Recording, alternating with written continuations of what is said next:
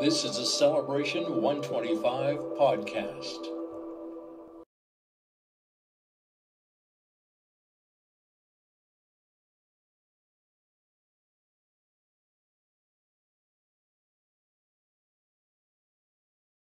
Our guest is Daphne Sleigh, and that is the correct pronunciation, yes? Yes, that's how the family, all branches of it have always pronounced it. Mm-hmm. And you were born in England. You have your master's degree in modern languages from Oxford University. But from what I've read about you, you kind of knew you wanted to be a writer even before you really went to school. Is that right? That is true. They used to ask me to write poems for the school magazine. And at home, I used to write little plays and force my younger brother to act in them. So I've always enjoyed writing, and I've always thought it would be lovely to be a writer. But somehow I never got round to it until I was of retirement age, almost. That's interesting. Yeah, life gets in the way sometimes, doesn't it? Oh, yes. Family comes first. Yes. Now, I understand you moved to Vancouver in 1957? That's right. We emigrated that year, and we started off in a rooming house in Vancouver. And then by 1963, you had moved to the Fraser Valley. Yes. My husband had a great wish to live in the country and have a bit of acreage, and so that was what we did. And I had lived in the country at one point during the war. My family moved to Wales after the air raids were getting too bad. And so I was quite happy to move to the country also. And we found a very nice spot close to the UBC Research Forest in Maple Ridge with lovely walks and trails all near us.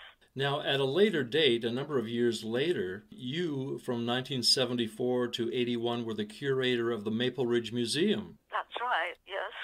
The Historical Society, the Maple Ridge Historical Society, was founded in, I think, 1974, and I was the Historical Society, quite active in it. Mm-hmm. And one of your early writings, based on my research, is the Maple Ridge, A History of Settlement. Yes. You did that in 1972. Yes, that came out in 1972. It was a result of the centennial year of 1971, and I was a member of the University Women's Club of Maple Ridge at that time, and this club decided they would make it their theme for the year, the history of Maple Ridge, and we allotted a different person to each area, or got them to give a little history of it at each meeting. And by the end of I got extremely enthused after this. It was the first time I'd ever really thought about the pioneers, the pioneer life in Maple Ridge or anywhere in BC, and to meet these people who were the immediate descendants of these pioneers was quite thrilling to me. Also, to meet the indigenous people. I had never imagined there was so much contact. So this project went on. At the end of the year, I became president of the society for the following year, and this was a great wish of mine to get all these scraps of information that had been gathered together and assemble them in a book. And that was how it started. In the end, not everybody wanted to do these write-ups. I ended up doing 3 chapters, and Sheila Nichols, who was also a very enthusiastic, she did, I think, 3 chapters as well. And Violet Boxcomb did the finished chapter, and in the end, her husband, he lent us the money to get the printing started. So all of us were very, very enthused. But I see that the last one just died last week. Janet Barclay. And that is one of the things, too, when you're dealing with history, is you obviously want to contact the people that have the stories before they leave this world. Oh, yes. I think we were very lucky at that time, and I wish I had had better questions to ask some of them now, because you have to know know enough for your interview to make it interesting. And in those early days, I did not know enough, and not enough was available anyway because there was no internet. Yes. Yes, it was more difficult years ago. We mentioned at the top the People of the Harrison book you did that came out, if I have this right, 1990? Yes. Around there. But another book is Discovering Desroches from Nicomen to Lake Eroch, and that was released in 1983 and won the Lieutenant Governor's Award. Yes, I was absolutely amazed. I didn't even know there was a competition, but at that time I was working at the Kilby Museum as a volunteer, and Clarence Wood, who was the curator then, he pointed out to me one day, "Oh, you've just had this book printed, why don't you go into this competition?" So I thought, oh, well, nothing to lose, but I had absolutely no thought of winning the medal. So that was really a big thrill. Yes, I can imagine. Incredible. I think, although it's a small book, but it has footnotes, and it has very good maps, which my husband kindly drafted for me. He was an architect. Mm-hmm. And I think those factors made it a little bit new in that period, because most of the local history books at that time were being written more in a narrative style. They were a collection of people's reminiscences and stories and so on, and very nice, but not a comprehensive history. Mm-hmm. But after the 1971 centennial year, a lot of the communities in the Fraser Valley started to realize that they should record their histories. Langley was another of them. I forget when Chilliwack did. I think what a lot of us, just a little bit of a sidebar, a lot of us don't realize the importance of, in the present moment, photos we take of downtown, let's say Pioneer Avenue in downtown Agassiz, for example. The photos we take today will have significance 10, 20, 30, 50 years, 100 years from now. Well, that is very true.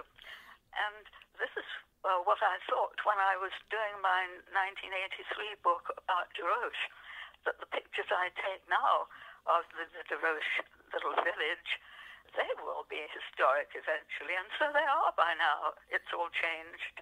Yes, very true. Very fortunate that I took those and put them in the book. I think very appropriately in the People of the Harrison book, you more or less began with the indigenous people, and which of course they were here long before any of us were.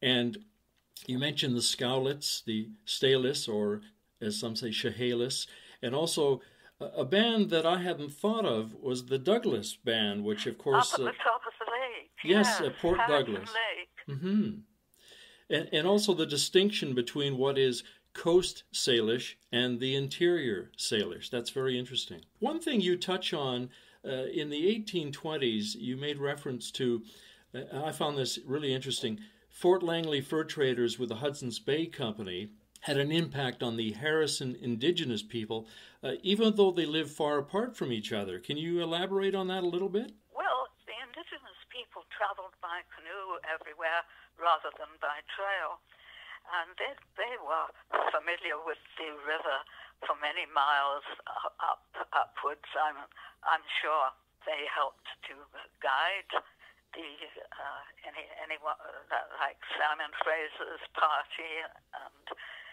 and then later the Fort Langley people.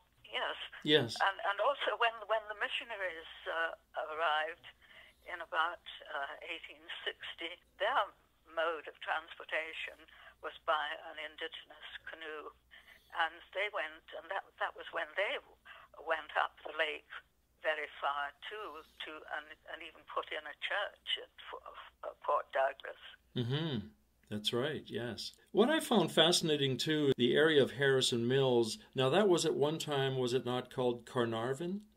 Carnarvon, yes. It was named after Lord Carnarvon, I think he was, who held an important political position. Yes. So this is how it started off. Then they mostly started off, as you know, with named after British statesmen and high-ranking people. Now that area, a lot of the key families there, the Prittys, the Kilby, Inkman, Trethewey, and one name that pops out that even you mentioned in the book, Mr. Armstrong did not get the recognition he really should have been getting, right? Oh, he was the one who first bought the Harrison Springs, wasn't he? That's right, yes. Yes. No, I think he was prominent in the New Westminster, and I don't know whether the New Westminster people have ever gone into his life story. I find really fascinating stories out of the Kilby family. Dr. Maude Manton. Yes, she was evidently a brilliant scholar and mathematician and was the co-discoverer of this new theory. I interviewed her niece, Dorothy Craig, and she had very good memories of her time that she spent with Maude Manton in later life. Maude Manton didn't marry, so, her other family relationships were very important to her. And apparently Maude Manton was not at all a starchy sort of person. She was a very good travel companion, and altogether Dorothy Craig had very good memories of the time she'd spent with her aunt. Yes, I mean, Dr. Maude Manton, growing up in Kilby and then going on to this international acclaim in the field of medicine. Yes, it's an incredible achievement. And we're talking back around 1910 or so. It was not common. It was not common then for a woman to even be in such a profession, let alone be... No, not at all. No. Well, in the English universities, they were beginning to gather small groups of women. My headmistress, I know, was one of the early Somervillians, at Oxford. But perhaps on the West Coast here, it wasn't so common. I'm sure it wasn't, in fact. Another interesting personality that we've touched on in our research and interviews over the past year and a half, roughly, is Harrison Hot Springs' John Green and his fascination with Sasquatch. Oh, yes, indeed. Yes, John Green, he became a very good friend of ours. My husband knew him originally as a politician because they were both very keen conservatives. And then later I got to know John more when I was talking to him about the Sasquatch. And I asked him to read over my chapter on the Sasquatch because I thought he could point out anything that was amiss. And he did that for me. And he couldn't think of anything that he wanted to correct. He just wanted me to add a couple of things that were fairly small references, but it was useful to have them. And then John Green and his wife June, they took us up the Harrison River one day because I'd been talking to them about Morris Mountain and saying it would be very interesting to go up there. That was supposed to be the home of the Sasquatch, Morris Mountain, and thought it would be a lot of fun to go up there. So John and Green offered to and invited us to come with them in their little boat, and we would moor just at the foot, or go along the Harrison River, moor at the foot of Morris Mountain, and we would climb to the top of it, which was no great feat, of course. It was just going through the forest. We didn't come across anything of interest in anything, including a Sasquatch. We found a set of bones, but my son took them to UBC and had them analyzed, and they turned out to be some dog bones. Darn it. Darn it, yes. However, it was a very nice outing. And I had another nice outing on the river, too, and that was with Doug Catherwood, one of the, a very important Catherwood family, important in founding mission as a community. And Doug Catherwood said that he could show me where the petroglyphs were alongside the Harrison River. And since we were talking about the indigenous people, this reminds me. that this was a most interesting trip. It's very difficult to spot these petroglyphs in the sunlight. I don't know if you've been along there and seen them. They're sort of reddish color, and in the sunlight and crevices in the rocks everywhere, it's quite easy to go along the river and not even see them at all. In fact, some people who've been along the river have said to me, no, they've never noticed them when they were on their trips. So that was a very, very nice and kind invitation of Doug Catherwood's to take us up there. It's amazing, too, you don't realize until you take a trip up, even into Harrison Lake, how big a lake that is. Oh, yes, it's about 40 miles, isn't it? Mm-hmm. It's very... It's quite a big thing to take a canoe out there. Mm-hmm.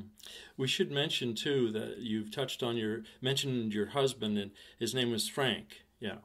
Well, Francis he yes. was, but when we came to Canada, everybody started calling him Frank. Okay. I always called him Francis. So did his parents. He did the maps, as you mentioned, in the book, and they're beautiful addition to the People of the Harrison book. Oh, he took so much trouble over them. I would put down roughly what I wanted and show him where it would be on a map in a book. Mm-hmm. And he did beautiful artwork just for pleasure. So I knew that he would do a lovely job on these maps. And of course, this was part of his work at that time because he didn't do computer drafting. Not ever. He always did hand draft. A great photograph of you in this book regarding the Harrison River Quarry, and you're standing down at the foot of Mount Woodside, I guess it would be, or somewhere in that area. Yes, it was, absolutely, at the foot of Mount Woodside. Yes, I remember Francis and I had two friends to tea. There was Don Crosby, who was the principal of one of the mission schools, and my friend Dorothy Crosby, who was the curator of the Mission Museum. So Dorothy and I thought it would be really nice to take a walk along there and see if we could find this mine on Mount Woodside. And we walked and walked along the railway tracks, and I don't think Don Crosby was enjoying himself very much for a Sunday afternoon stroll, because it's rather tiring walking along rails, I discovered. So finally we got to the point where we were just about to turn back, and there it was. So that's where the picture was taken.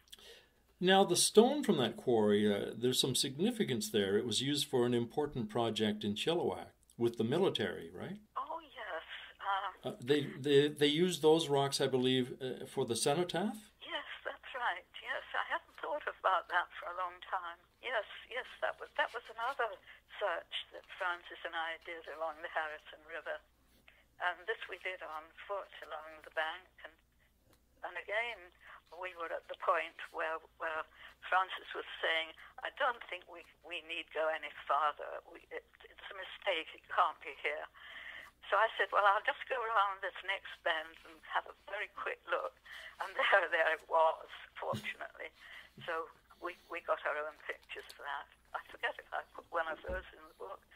Makes me think of Conway when he finally returns to Shangri-La, and he just has to go around that mountain corner. It's amazing how productive that can be. Yes, absolutely. Well, Daphne, we could go on for hours talking about this, but a pleasure. I just wanted to hear your voice and hear your stories of the creation of your historical writing and also the People of the Harrison book. I mean, it's just interesting to hear sort of the backstories. You did interviews. If we roll back to near the beginning of the book in references to the indigenous people, you sat down and spoke with many of them, didn't you? Yes, I did. I couldn't find many contacts, unfortunately. Mm-hmm. I knew none of them to start with, although Desroches is very much connected with the indigenous people. Desroches was where I was living for 35 years. And that was really my home base for most of the writing I did. But anyway, yes, in Desroches, the village centre is absolutely next door to the reserve, and the community hall in Desroches is leased from the indigenous people because it's on an indigenous reserve. So the Desroches contacts I had, but not for Harrison. So I just went into the band office one day and spoke to them and introduced myself. And I did manage to get some interviews set up. I don't think that they were extremely interested in the project at that time. I'm sure they would be much more now. A couple of times I would go to my interview location, which would be in a cafe or something, and I would wait there an hour and nobody would turn up. But finally, I did manage to establish a friendly relationship with someone who lent me the photos that I put in the book. To get at what I could of the early beliefs and customs of the local Harrison people, I had to go to Wilson Duff's book, The Upper Stalo Indians. That's what it was called. In those days it was Stalo and it was Indians. Are you familiar with that book? No, I'm not, no. That is an amazing resource. He did the most thorough research work just from the upper Fraser, which sort of half included Desroches a little bit, and definitely included Harrison, and right up to Fort Douglas.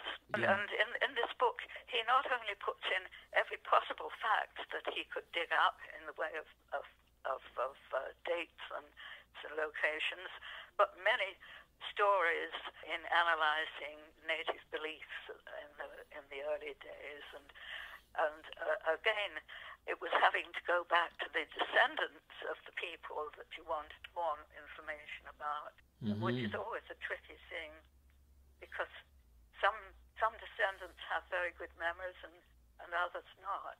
Do you do any speaking engagements still with museums, for example? Oh, I used to do some. I've done a PowerPoint one when there was a tour of the French Canadians in Desroches a few years ago, and I used to go to schools once or twice. Well, it's fascinating work that you've done, just remarkable history, and the work you've put into tracking the history of the Fraser Valley. It's wonderful. Thank you. It's been a huge pleasure, and my husband was equally enthusiastic about local history and BC history in general, so we both of us had wonderful trips and met all sorts of interesting, remarkable people. Well, we're so grateful that your labor of love you have shared with all of us. Thank you so much. I enjoyed it all. You were mentioning your introduction to the Kilby Museum. Yes, I little thought that this would take up so much of my life when my husband and I first went into the museum. We were on our way back from a holiday in the interior, and we were nearly home. We were just past Mount Woodside, and as we're driving along Lockheed Highway, we noticed a roadside sign that said Heritage Site. Now, we had no idea there was a heritage site anywhere there. At the time, we were living in Maple Ridge, so we were quite far from it. What year would this be? The 1970s. Okay. So on an impulse, we drove down this country road, and we eventually found ourselves at this quaint old store, a general store, and we discovered that it was being run as a museum. Now, actually, it had only been a museum for a few years because it had been functioning as a store and post office a very long time before that. We went inside, and because there were Acton and Jessie Kilby themselves, and we were so excited by this because some of the time they had assistants who were there manning the store, because it still functioned as a store during the 70s, as well as being Acton's private museum. Mm-hmm. And we had a wonderful talk with them. Acton gave us his standard joke about the Sasquatch, and he obviously gave this talk to everybody, and Jessie was there being so warm and friendly and pleasant. So it was a lovely afternoon. But I never thought I would be going to the Kilby store again. It was only after we moved to Desroches, some 4 or 5 years later, and I just finished my stint as the curator of the Maple Ridge Museum, and I took a sort of break from history for a year, and then I got the urge again that I wanted to do some historical work, and that was when I decided that I must try and do a history of where we were actually living in Desroches itself. But I continued. Oh yes, I forgot to say that after we moved to Desroches, I decided I wanted a part-time job and connected with history if possible. So I made an impromptu visit to the Kilby store again, and the curator, Clarence Wood, was still in charge. I think Acton Kilby had retired from it by then. I told Clarence Wood, the curator, that I was looking for work and had he got any job opportunity there. Well, he hadn't. He would love to have had more assistance, but the government wasn't providing any more funds. But he said if I was interested in coming as a volunteer, I could. So I went home, thought about it, and decided, yes, I was going to do that. And so after that, I did go there and work as a volunteer for a couple of years. And I was cataloguing the photos there. That was the job that I had. Mm-hmm. And very interesting it was, too. But by that time, I got the writing bug. And so I wrote my book on Desroches. And it was Clarence Wood who suggested to me that there was a competition and that I could send it in for this competition. The BC Historical Federation was their first year of organising this contest, and that was when my book was written, and that was how it came to be written. And you won, as we mentioned earlier, you won the Lieutenant Governor's Award. Yes, I was absolutely astonished when a few months later I got a phone call from their secretary to tell me that I had got the medal. Of course, I've still got this precious medal. It's beautiful. It was one that they managed to find lying around without any print on it, of course, in the legislative buildings. So it is a genuinely old medal that they printed with my name on it. Wonderful stories. Thank you so much.